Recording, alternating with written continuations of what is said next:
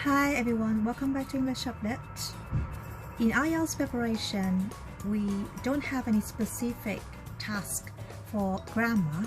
As we may know, we call speaking, listening, reading and writing. However, grammar is one of the most important things because it is in all the skills. And if you may know, in your speaking and criteria for marking, grammar accounts for 25% of your total score. So in that way, today I would like to share with you several points you need to remember about grammar in English so that you can get better score in your IELTS preparation. Shall we start? The first thing you should remember in terms of grammar is the tenses. And there are three tenses that are very important. Very simple, but very important. Number one is the present simple tense and past simples versus present perfect tense. Why am I saying that they are important for you? Because in IELTS speaking test, for example, for part 1, they ask you about general idea, your hobbies, and then your daily routine and stuff like that. So you should refer to this kind of question with present simple tense.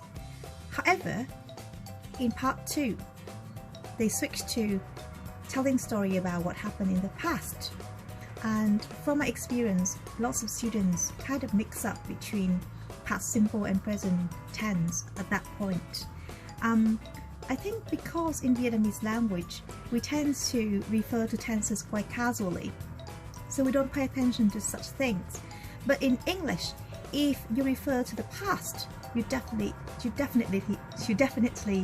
have to use a past tense to talk about a past event. No way out of it.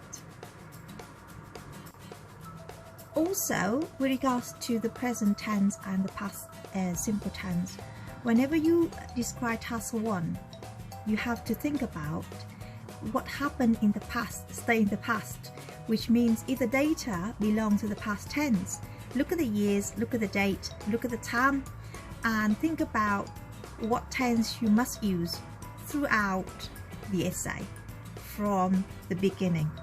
So lots of students make mistakes when they refer to the past and they still use the present tense, and then the verbs kind of mix up, and the examiner will mark you down for such things. The second point I would like to refer to is passive voice. We all know about passive voice versus active voice. Very easy, whereas you put the object, become the subject, and then to be, and then P2. Everyone knows about it.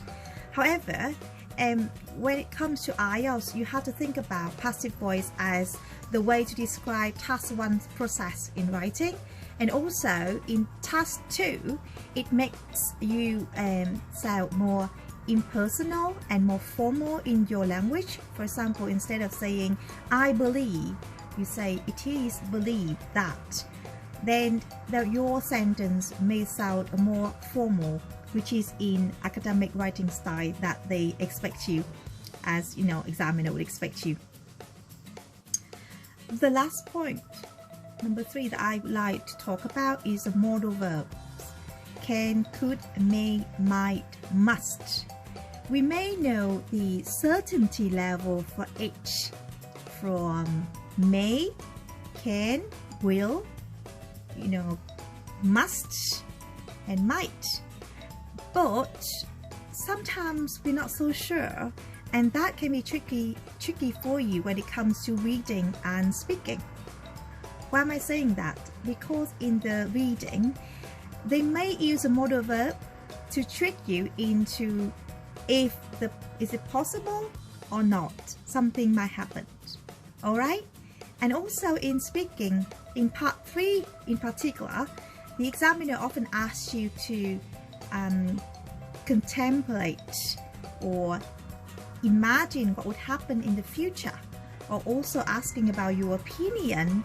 Then modal verbs can come into play, because at that time you can use modal verbs to express your opinions and possibility of something might, may, or will happen. So I was happy to share with you some grammar points about IELTS preparation so that it can help you improve your scores whenever you take the test. So I will have more videos in the future, so please stay tuned, and thanks for watching. See you later. Bye everyone.